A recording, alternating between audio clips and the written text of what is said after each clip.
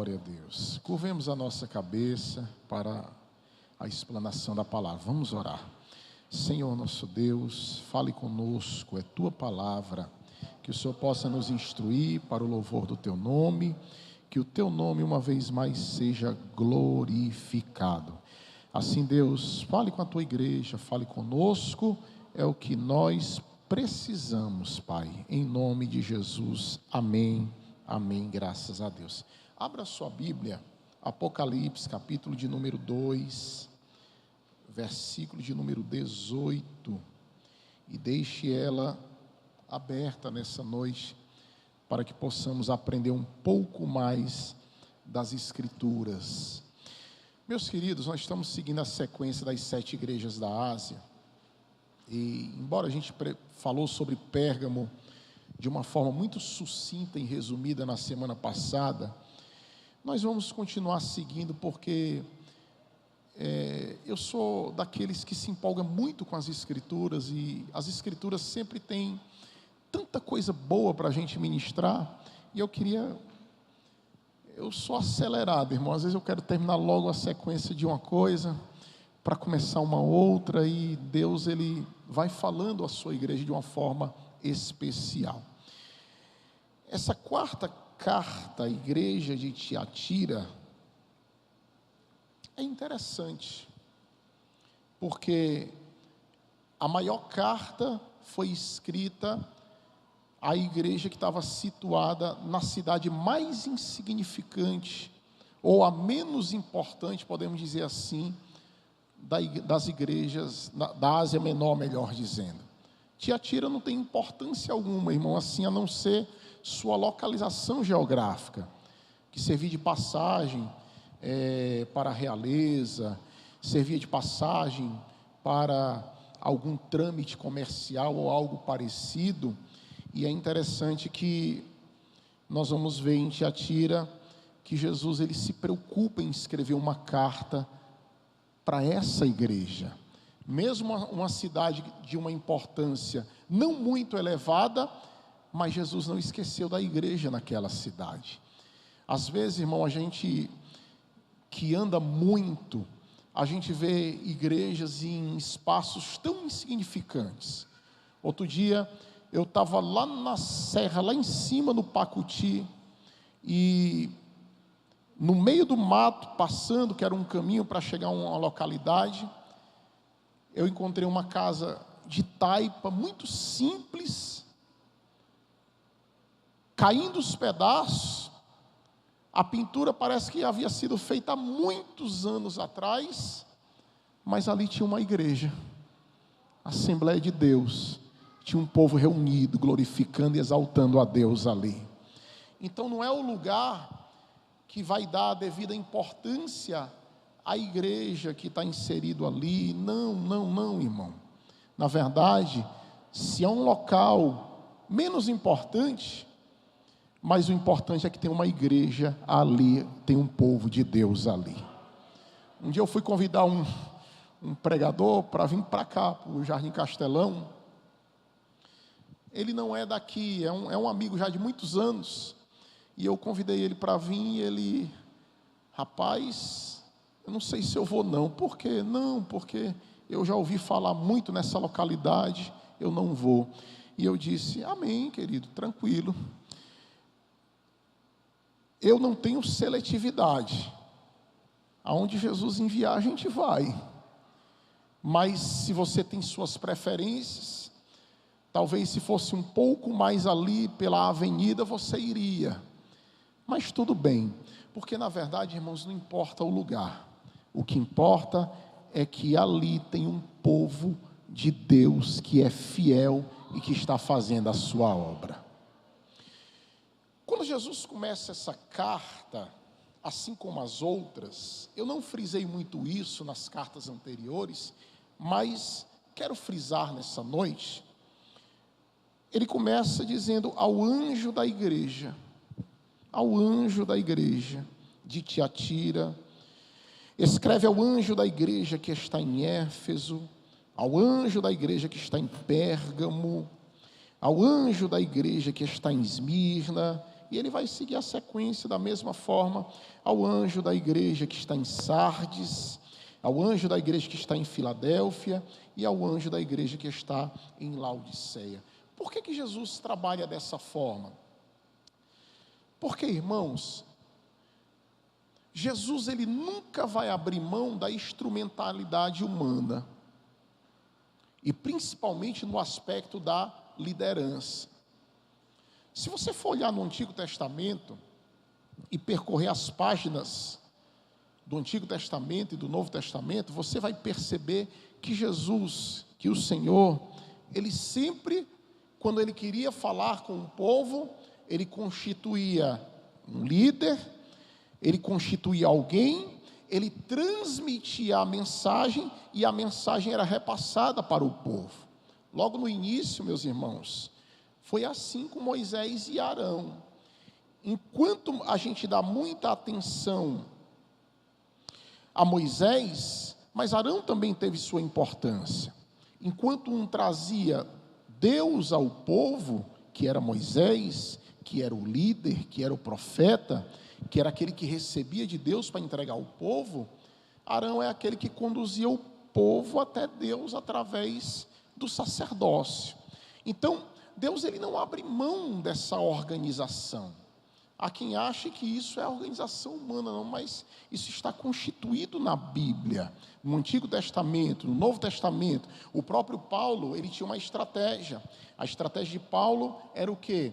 Ele chegava numa cidade, ele procurava as sinagogas. Quando ele foi para o continente europeu, através daquela visão que Deus entrega a ele à noite, passa a Macedônia, e que ele vai chegar numa região que não tinha sinagoga, ele vai procurar o lugar de oração das mulheres, porque Paulo pensava o seguinte: não, se eu procurar os gentios primeiro, os judeus não vão me ouvir, então eu tenho que procurar os judeus, eu tenho que procurar alguém que tenha relação com a religião judaica, porque naquele momento, irmão, o cristianismo que acabara de surgir, ele não deixava de ser uma espécie de ramificação do judaísmo, embora mais tarde na história isso vai ficar mais claro, ele vai se concretizar, uma nova forma de cumprir a lei, de ver a lei, os escritos de revelação do apóstolo Paulo, que ele recebe, que formam, irmãos, olha, Paulo é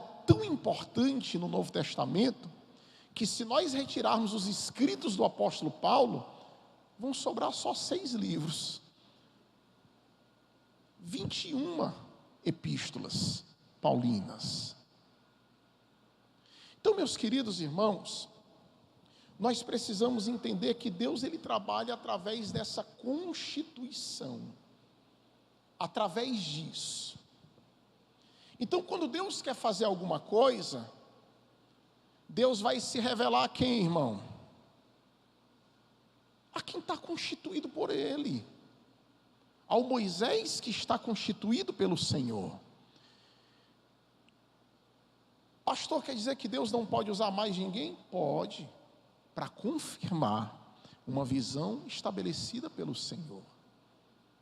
É assim que a Assembleia de Deus se organiza quanto à ideia ou à questão dos dons espirituais. Antigamente, irmão, quando não havia uma coisa mais organizada, porque talvez você pense assim: pastor, por que é que há essa confusão do Espírito Santo, cessacionistas, continuista, tem crente dentro da igreja que não crê mais nos dons, tem crente lá na igreja reformada que acredita nos dons, hoje está uma salada grande, uma confusão grande. Irmãos, no início da igreja, a preocupação era cristocêntrica, soteriológica, eles queriam provar que Cristo era o Messias, eles queriam formular uma doutrina da salvação, e a única coisa que tem no credo, no início da história da igreja, quando começa por ali em Atos e vai continuando nos primeiros anos, é: creio no Espírito Santo. Só vai ter isso, creio no Espírito Santo. É por isso que quando vocês estudam a pneumatologia, paracletologia, que vai estudar a doutrina do Espírito Santo nos seminários, ou até mesmo num curso desse que nós temos aqui, que é o curso médio, A maioria dos professores sempre vai passar um trabalho para que vocês possam procurar resquícios históricos, no caso como a nossa confissão de fé, uma confissão de fé pentecostal, resquícios históricos desse movimento do Espírito Santo, do continuismo, que os dons são atuais. Quando você vai estudar uma breve história do pentecostalismo, eles mandam você procurar resquícios históricos do pentecostalismo na história. Porque, meus irmãos, só havia isso, creio no Espírito Santo. Mas o que tenho a dizer para os irmãos é que ao anjo da igreja que está em Tiatira, é o anjo da igreja, é o líder, é o pastor que recebe a visão para aquele trabalho. O Myles Monroe, quando era vivo, ele tem uma palestra que ele vai falar sobre as visões de Deus, ou as visões do Senhor, visões do reino. Ele trabalha muito com essa ideia do reino. Tem uma trilogia dele que foi relançada atualmente, que antigamente era da editora Koinonia, Mulheres do Reino, Homens do Reino, Família do Reino. Ele trabalha muito o conceito de reino. Ele vai dizer o seguinte, que um ambiente, meus irmãos, que ele não tem a visão de Deus, ele pode ser tendencioso a haver uma divisão. Divisão significa o quê? Duas visões no mesmo ambiente. E a visão de Deus entregou ao líder. A visão da igreja de Tempo Central é de quem, irmãos? De quem é? Pastor Antônio José. Pastor Antônio José é o nosso pai. Ele é o nosso pai. Essa igreja jamais pode se afastar da visão que vem de lá, porque toda liderança tem uma cobertura. A minha cobertura, ela vem de onde? Vem de lá. Essa cobertura, ela vem de lá. E é isso que autentica as palavras que saem da minha boca. Por quê? Porque a cobertura vem de lá. E assim, irmão, todos nós teremos cobertura espiritual no contexto do reino. Ninguém, irmãos, profetiza sozinho. Ninguém vive sozinho. Todos nós precisamos da cobertura espiritual que vem do Senhor, submisso à obediência à sua palavra. Quem pode dizer amém? Hoje eu não vou falar sobre princípio de autoridade, princípio de liderança, é para uma outra oportunidade, mas é só uma pincelada, porque Jesus escreve ao anjo da igreja que está em Tiatira. Ele poderia ter enviado uma igreja aleatória, uma carta aleatória, melhor dizendo, poderia, mas ele vai cumprir tudo aquilo que está no contexto bíblico. Eu vou enviar para o líder, e o líder receberá a mensagem, e a mensagem será repassada em nome de Jesus. Isto diz o Filho de Deus, que tem os olhos como chama de fogo, e os pés semelhante ao latão reluzente, ou ao bronze polido. Isso vai depender muito da tradução. Jesus, meus irmãos, ele se apresenta como aquele que tem os olhos como chamas de fogo e os pés semelhantes ao latão reluzente. Meus queridos irmãos, abra a sua Bíblia aí em Daniel capítulo 7, versículo 9. E depois abre em Daniel capítulo 10, versículo 6. E depois 19 e 12. Daniel capítulo 7, versículo 9. Olha o que diz as escrituras. E continuei olhando, até que foram postos uns tronos, e um ancião de dias se assentou. A sua veste era branca como a neve, o cabelo da sua cabeça como a limpa lã, o seu trono chamas de fogo, e as rodas dele fogo ardente. Daniel capítulo 10, versículo 6, olha o que diz a escritura. Mesmo livro, Daniel 10 e 6. E o seu corpo era como turquesa, e o seu rosto parecia um relâmpago, e os seus olhos como tochas de fogo, e os seus braços e os seus pés como cor de bronze assacalado, e a voz das suas palavras como a voz de uma multidão. Esse retrato de Apocalipse, ele vai nos mostrar, meus irmãos, um pouco daquilo que está em Daniel. Esses dois livros, eles devem ser estudados juntos. Daniel é o Apocalipse do Antigo Testamento, e aqui nós temos o livro profético, o livro escatológico do Novo Testamento, que é Apocalipse. Mas quando nós olhamos para isso, para essas figuras, nós vamos ver, meus irmãos, os olhos de Jesus como tochas de fogo.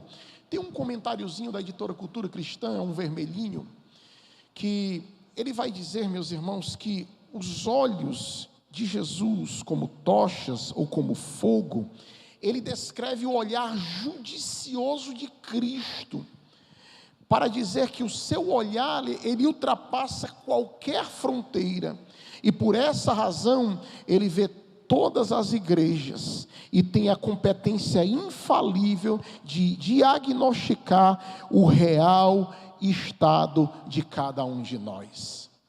Você já parou para pensar como Deus, ele é onisciente, como Deus, ele conhece o coração de cada um de nós? Eu dizia esses dias, eu não lembro qual foi a reunião que estava, que no livro de Jó, o livro de Jó, ele começa dizendo assim: observaste ao meu servo Jó, homem íntegro, reto, temente a Deus e que se afasta do mal, se desvia do mal. Uma coisa, irmão, é eu declarar a respeito de alguém. Uma coisa é o pastor Antônio José declarar a respeito de algum obreiro, de algum jovem, de alguma senhora. Mas outra coisa, irmão, é o próprio Deus fazer essa declaração. Há um Deus que observa. Há um Deus, meus irmãos, que os olhos dele são como de fogo, que ultrapassa toda e qualquer barreira, que penetra as divisões da nossa alma e conhece a cada um de vocês e a cada um de nós. Eu posso ter o meu parecer, os irmãos podem ter o seu parecer, mas há um Deus que conhece o interior de cada um para a glória do seu santo nome. Os seus olhos são como fogo, é o que diz a Escritura. Meus queridos, quando fala de pés, os pés são um fundamento. Imagine por um segundo, se você não tivesse pés, os pés é que dão sustentação a toda a estrutura corporal. Às vezes, irmão, há casos de pessoas que, de repente, eles perdem um dedo por uma questão de diabetes, um acidente, alguma coisa, e eles dizem que a sustentação fica comprometida, a sustentação não é a mesma. Imagine os pés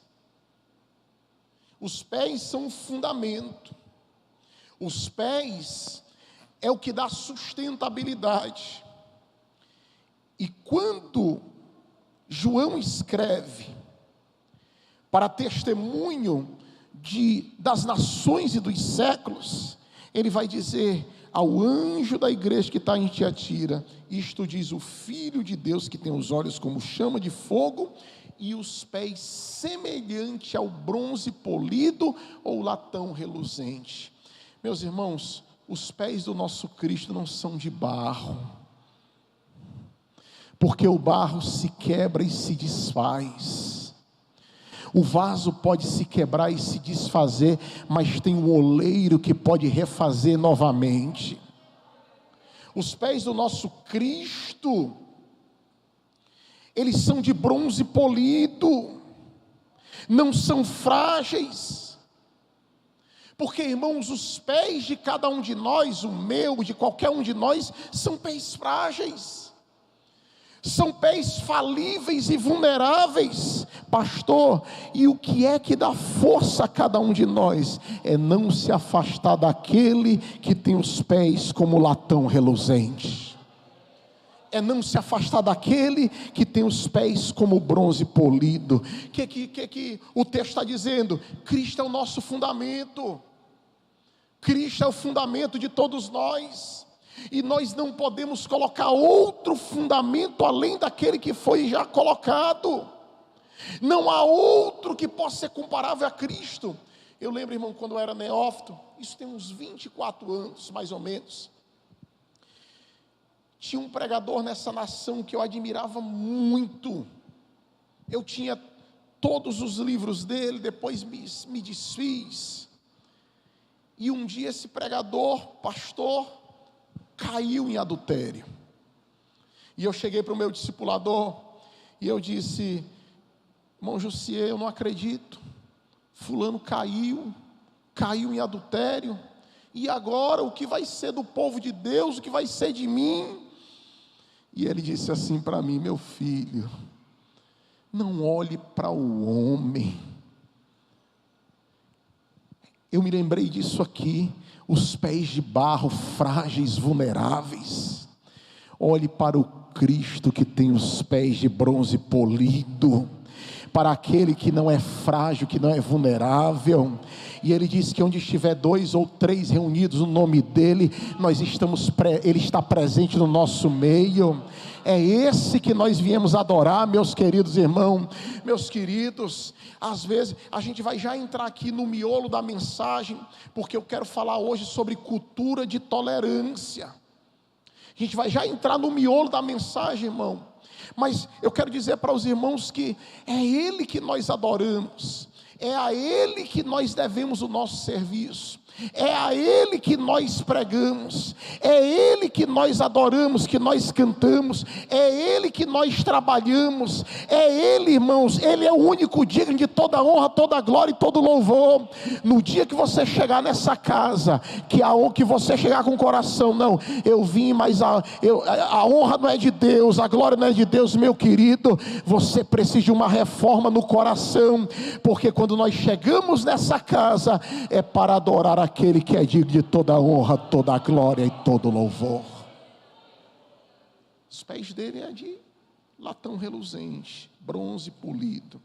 Mas Jesus vai começar, meus irmãos, dizendo o seguinte: eu conheço as tuas obras, o teu amor e o teu serviço, e a tua fé e a tua paciência, e que as últimas obras são mais do que as primeiras. Todas as igrejas ouviram isso de Jesus: eu conheço as tuas obras.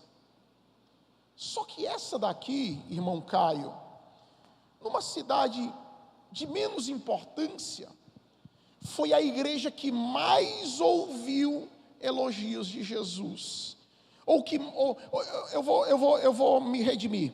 Foi a igreja que mais ouviu, meus irmãos, Jesus falando a respeito do labor dessa igreja, do trabalho, das obras. Foi a igreja que Jesus mais falou. Irmão, até o amor que faltava em Éfeso, essa igreja tinha. Lá em Éfeso ele disse: olha, tenho porém contra ti que abandonaste o primeiro amor. Mas para essa igreja, Jesus disse: olha, eu conheço as tuas obras, o teu trabalho, mas eu conheço também o teu amor. Ou seja, era uma igreja amorosa. Mas lá na frente, talvez esse excesso de amor criou o que eu vou chamar de cultura de tolerância. Mas vamos caminhar por aqui. Eu conheço as tuas obras, eu conheço o teu amor, eu conheço o teu serviço e a tua fé, eu conheço a tua paciência ou longanimidade. Pastor, o que é paciência ou longanimidade? Vem de longa. Você demora algum tempo para tomar uma decisão. Longanimidade, tem paciência.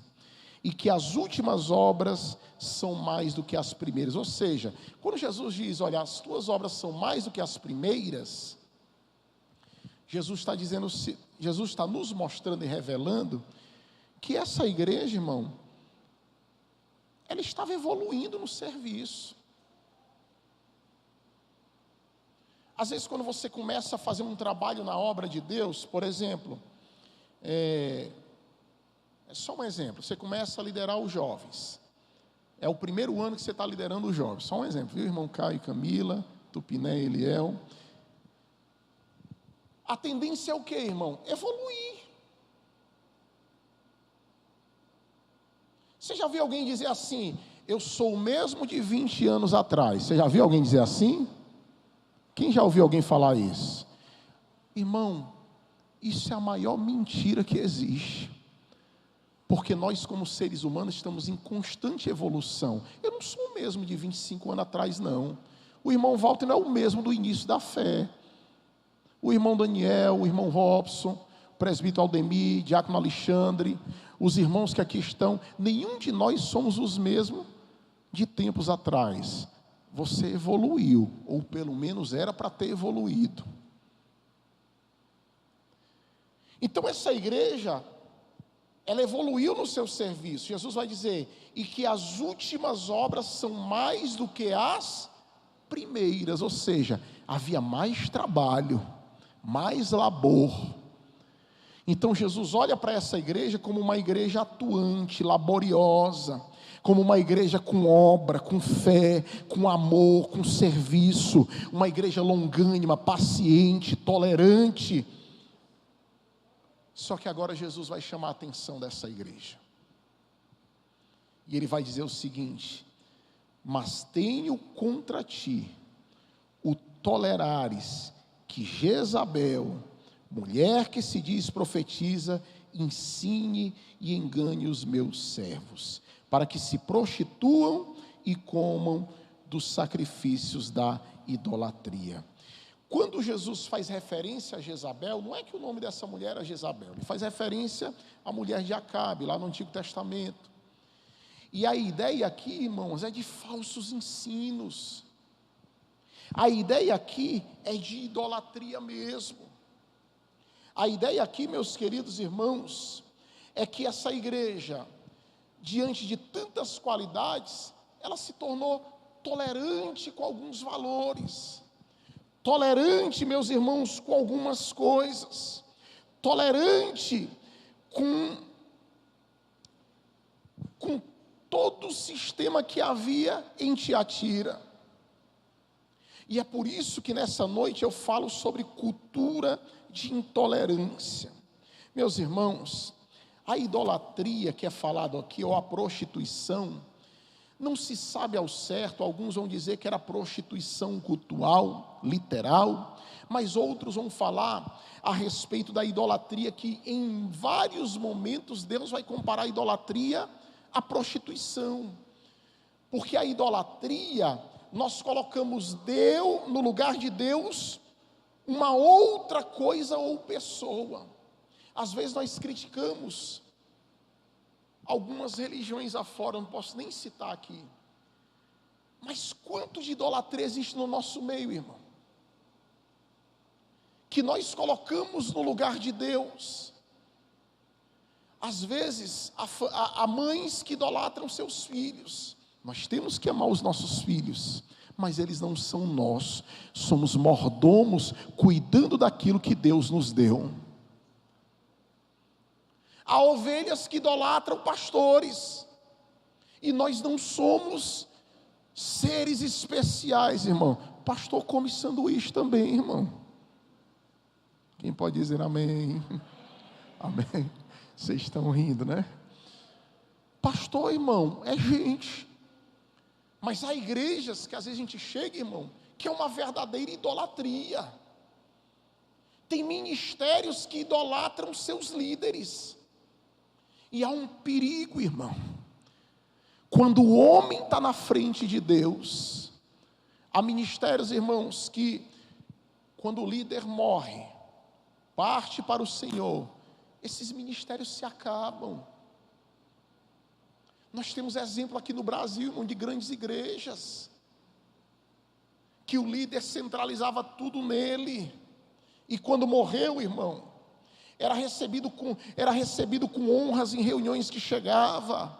Vamos aplaudir o servo de Deus, ainda dizia no singular, o profeta que Deus levantou. Ei, irmão, olhe para cá, está na hora da gente baixar a bola um pouquinho.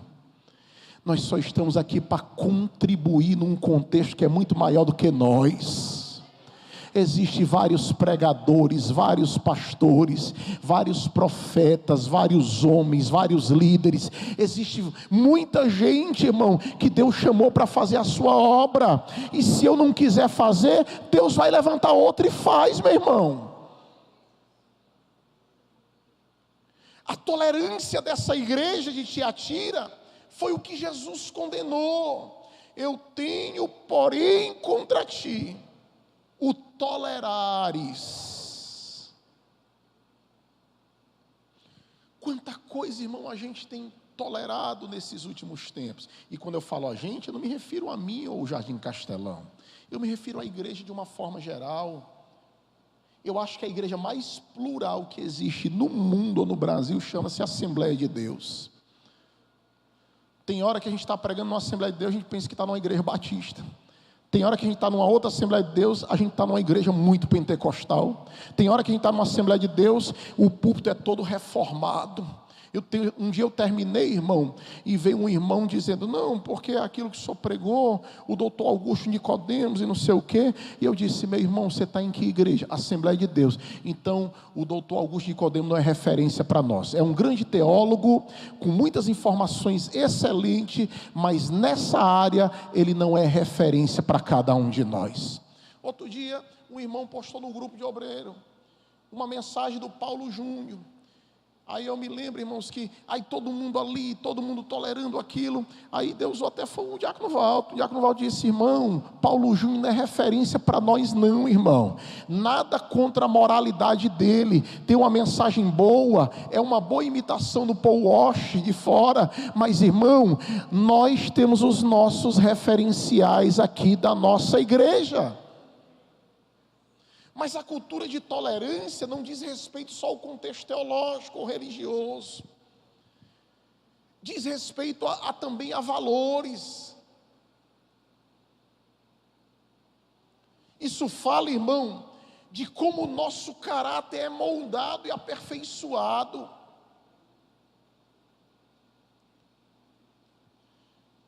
Essa igreja é exortada por Cristo porque tolerou.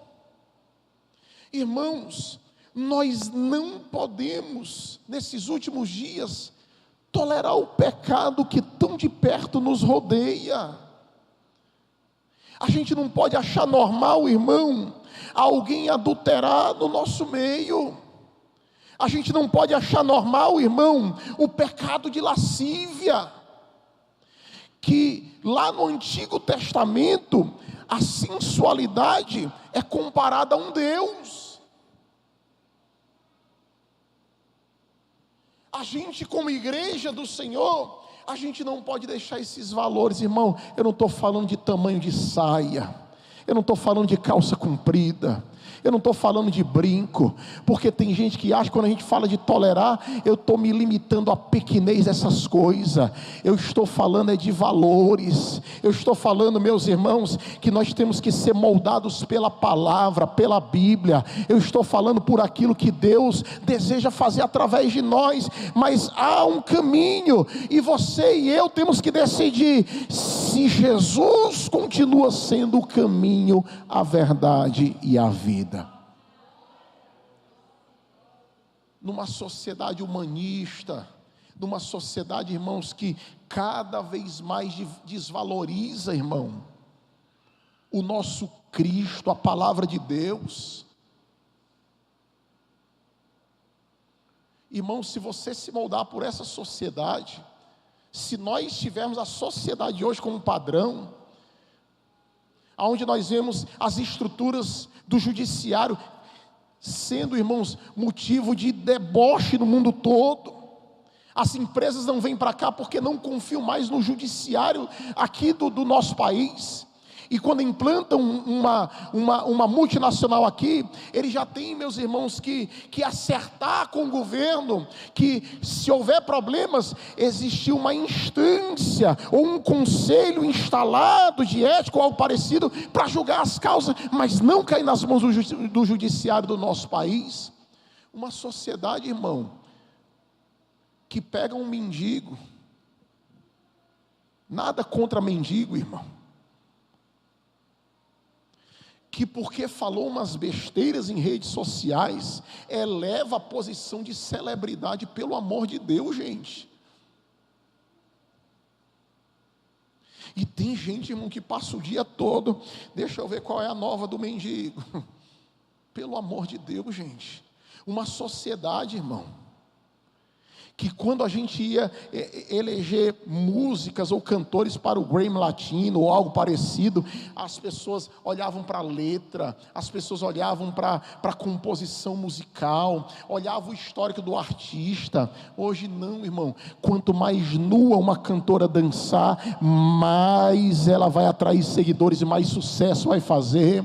Quanto mais besteira sair da boca dessas pessoas, mais elas vão atrair. Meus queridos, a gente tem tolerado essas coisas, e a gente muitas das vezes não se levanta como crente, para falar uma palavra de Deus a essas pessoas, e mostrar o caminho, a verdade, que é Cristo, aquilo que nós temos experimentado em nossas vidas.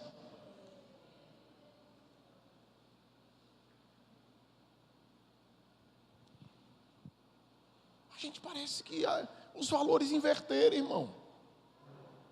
O errado agora é certo, o certo virou errado. Sociedade líquida, não tem mais. Isso tem chegado até na igreja do Senhor. E a mensagem que me veio ao coração quando eu estava lendo essa carta de Tiatira nós temos que decidir se queremos continuar seguindo o caminho e a verdade, que é Jesus. Não importa o que os economistas vão dizer, a minha verdade está contida nas Escrituras.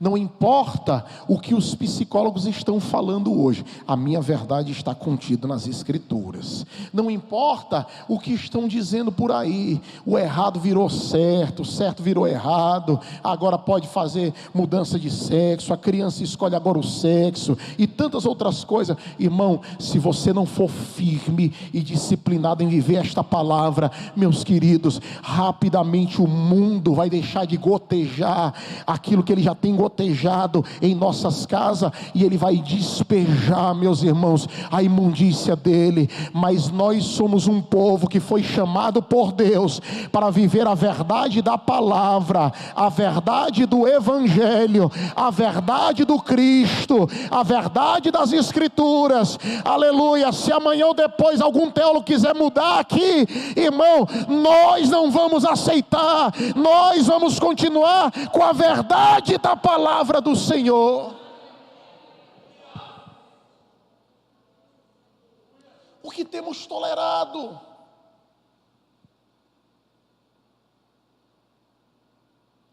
A gente está inserido, irmão, numa verdadeira cultura de deslealdade. Essa semana, irmão, eu estava na Conadec, um dos pastores que eu mais admiro.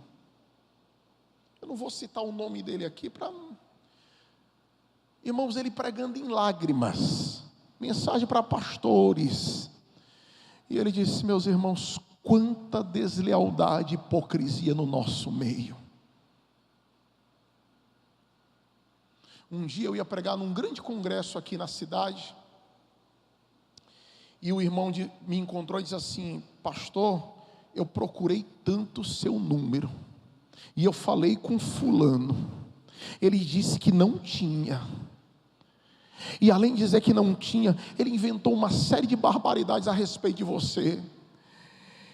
E eu entendi o porquê. É porque ele queria pregar, pregadores desleais, que por causa de uma agenda, irmão Walter, rompe a amizade que tem com o companheiro. Casais desleais, que na primeira briga com o cônjuge, sai contando para as irmãs a respeito do marido. O marido sem sabedoria sai contando para os amigos a respeito do casamento. E aí, irmão, como é que está o casamento? Um dia, um irmão, um crente, falando: como é que está, irmão, o seu casamento? Irmão, ainda estou com aquele troço lá, passando aquela provação. Isso é mensagem, irmão, pelo amor de Deus. Cultura de deslealdade. E eu disse para Jesus: Senhor, do que depender de mim, eu não vou fazer parte dessa cultura, porque a palavra de Deus nos orienta a sofrer o dano, mas continue com a verdade. Sofre o dano, irmão, mas fique com a verdade, porque a palavra de Deus nos orienta a não tolerar esses comportamentos, a não tolerar essa cultura, a não tolerar isso, porque você vai ser um lampejo de luz de Deus nessa terra, um lampejo de luz do Senhor aqui. As Escrituras vai te guiando, vai te conduzindo, e você vai ver a graça de Deus sobre a sua vida. Quem pode dar glória a Deus aqui nessa noite, meu irmão? Continue com a verdade. Jesus vai dizer assim: olha, eu dei-lhe tempo para que se arrependesse da sua prostituição e não se arrependeu. Irmão, igreja é lugar onde nós nos curamos, onde nos arrependemos e temos a oportunidade de nos arrepender. Quando a palavra de Deus diz que quando o pavio está fumegando, Deus, ele não vai pisar no pavio para o pavio não pegar mais fogo, não, irmão. Ele vai soprar no pavio para que ele renasça de novo. Às vezes, irmãos, uma vez eu ouvi um pastor, aqueles bem antigos, é cheio de história, né, esse pastor antigo. Ele disse assim, irmão, ele pregando uma vez, dizendo assim: todos nós temos tronco velho. Todos nós, irmão, tronco velho. O que é o tronco velho? Ele quis explicar que tronco velho é aquela raiz não, é aquele pedaço da árvore que não cresce, que não produz. Aí ele disse assim: irmão, às vezes Deus permite a gente ser cortado no toco, e dói, mas daqui a pouco, irmão, vai nascer um raminho novo, vai nascer coisa nova produzida pelo Espírito Santo. Vai haver uma renovação do Senhor para a glória de Deus. Levante as suas mãos que eu quero profetizar sobre a sua vida hoje.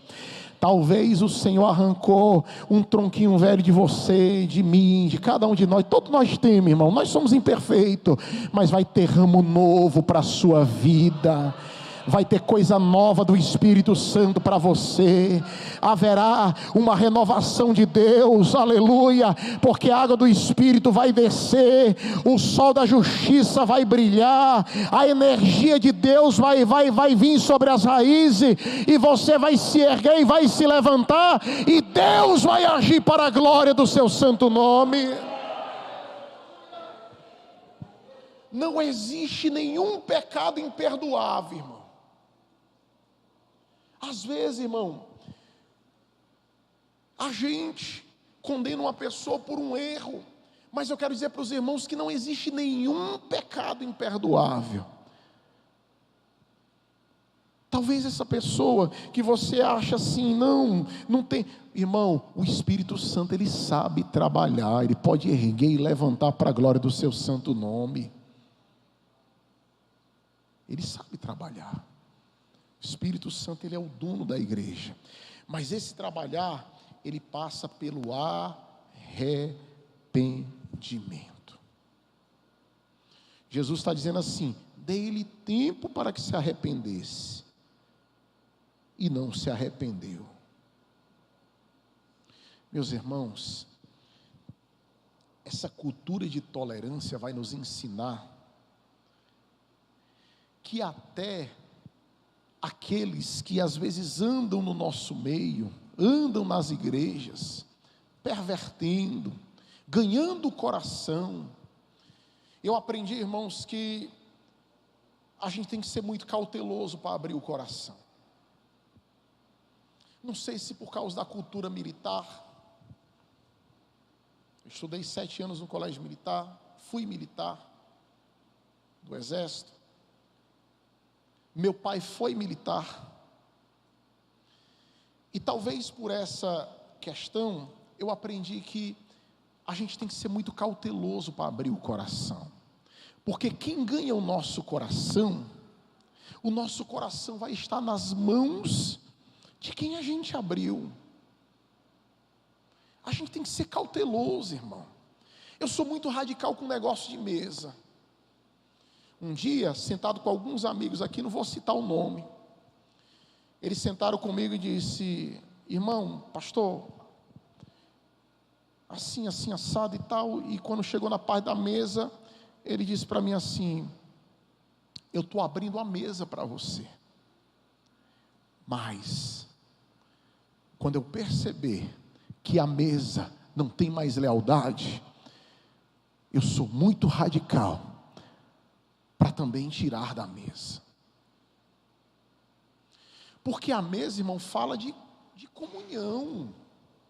Você não convida alguém para a sua casa que você não quer ter comunhão. Sim ou não, irmão? Quando a gente abre a porta de casa para sentar na mesa, a gente está querendo o quê? Ter um relacionamento mais próximo com aquela pessoa. Mas mesa, irmão, é um lugar aonde pode haver a restauração, aonde Deus ele pode trabalhar e fazer algo grande através do arrependimento. A mesa, irmãos, é um lugar onde Deus ele pode agir de uma forma soberana e sobrenatural. Eu estou falando nessa noite, irmão, porque eu quero ser sincero com a palavra que Deus tem entregue ao meu coração. Quanta gente no nosso meio, irmão, e eu não estou falando lá de fora, às vezes é daqui. A maior proposta, ou o maior sermão, ou a mensagem, eu vi quando o Walter orava e dizia que nós temos um profeta no nosso meio, que é o nosso presidente, mas muitos nem sabem disso.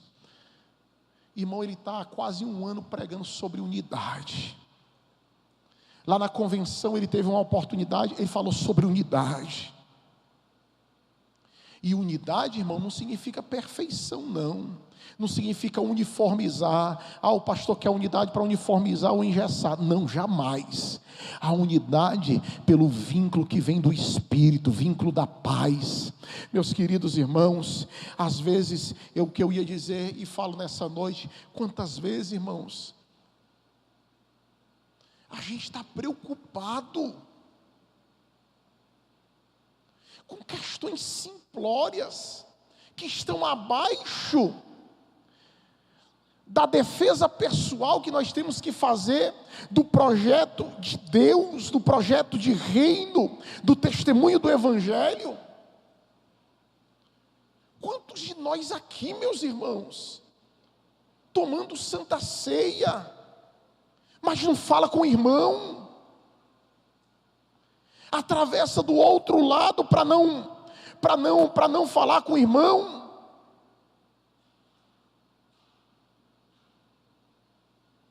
Eu disse aqui um dia desse, irmão, se você espremer a minha vida, você vai ver que vai sair evangelho.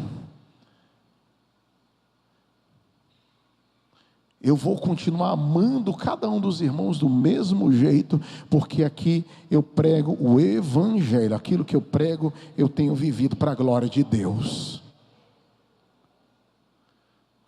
Às vezes, irmão, a gente quer até juntar, mas é difícil. Porque existem esses partidarismos.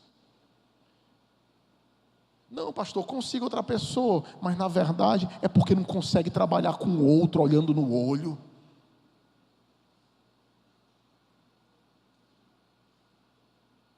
E quando eu falo em partidarismo, irmão, isso é algo que Deus precisa quebrar e só o Espírito Santo pode quebrar para que nós sejamos um. foi a oração de Jesus, lá em João capítulo 17, Pai, eu te peço que eles sejam um, assim como eu sou um com o Senhor, com o Espírito Santo. O maior desafio da igreja é a gente ser um, irmão, e não é estar engessado, é ser um, irmão, na proposta do testemunho do Evangelho.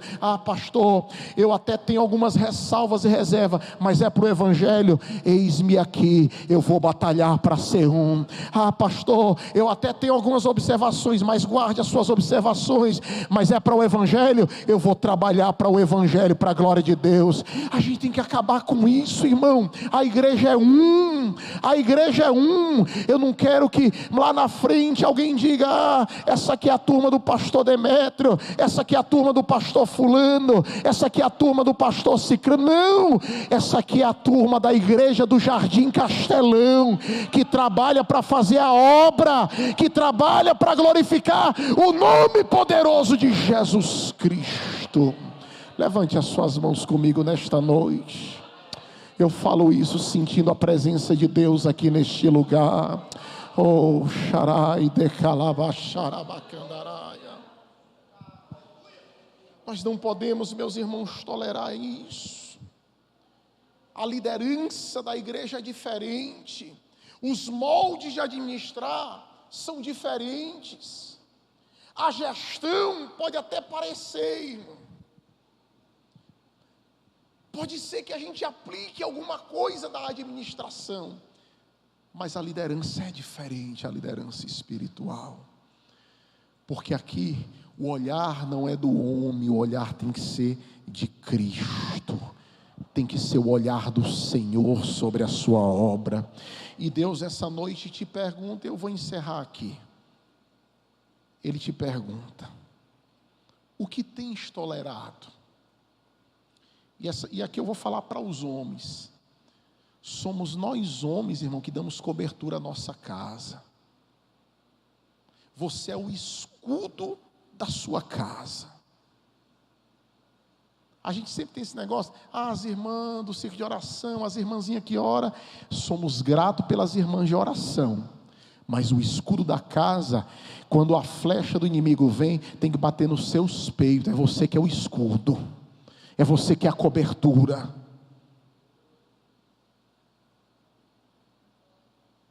É você que tem que repreender essa cultura de tolerância e começar a colocar disciplina dentro do teu lar e da tua casa.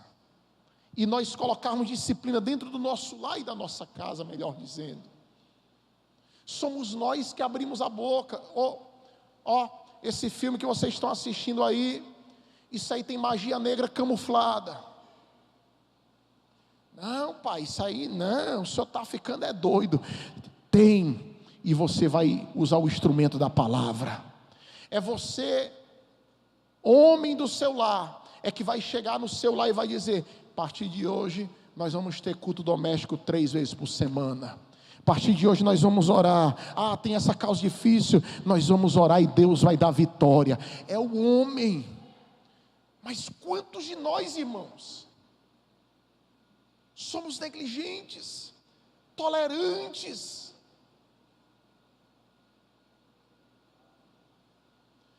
Os empregados crentes, irmão, era para ser os melhores empregados que existem.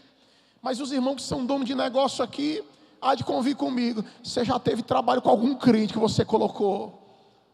Chega atrasado, quer sair cedo para vir para o culto. Eita, irmão Caio riu agora, né, irmão Caio? Não, te persegue porque você vai cobrar profissionalmente. Eu era gerente, irmão, da Casa da Bíblia, e um dia eu fui cobrar o irmão. O irmão foi contratado para ser o setor de perdas e furtos, porque por incrível que pareça, irmão, todo dia tinha furto na Casa da Bíblia. Flavinha sabe, trabalhou lá. Tinha furto. Um dia desse, irmão, eu peguei um senhor. O senhor é da onde? Sou presbítero. Com 3 pentecostal gigantes dentro da bolsa, irmão.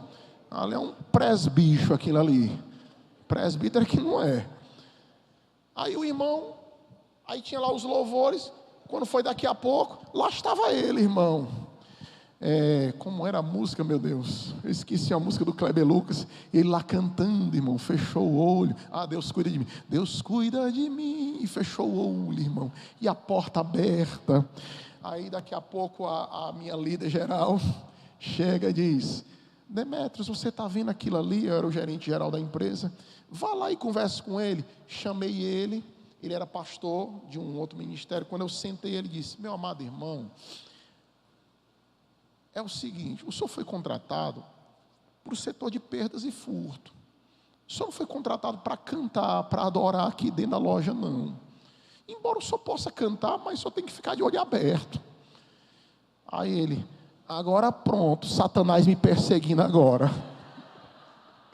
Desse jeito, irmão. Aí eu: irmão, aí eu quis achar graça, eu disse assim: irmão, pelo amor de Deus, lá fora o senhor é pastor, lá fora eu sou diácono, eu era diácono na época, mas aqui dentro, irmão, eu sou o seu gerente, você é funcionário. Aqui não tem nada a ver com Satanás não, meu irmão.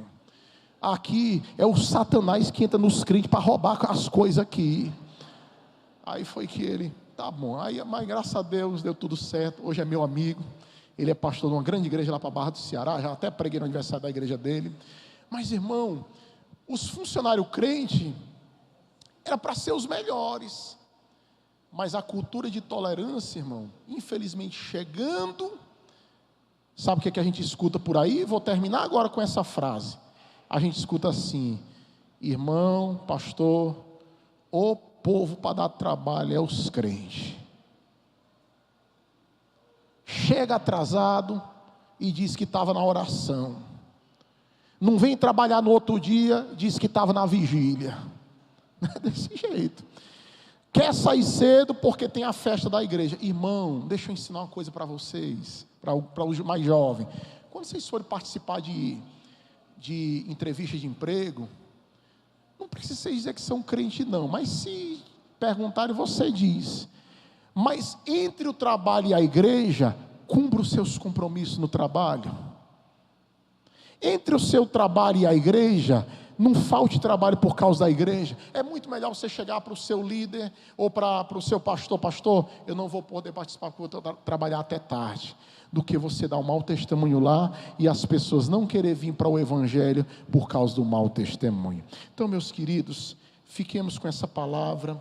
Não dá para a gente abordar tudo. Isso aqui eu me empolguei com esse texto aqui, irmãos. Aqui merecia umas 2 ou 3 doutrinas, mas receba essa palavra nessa noite, em nome de Jesus. Quem pode dizer amém? Meus queridos.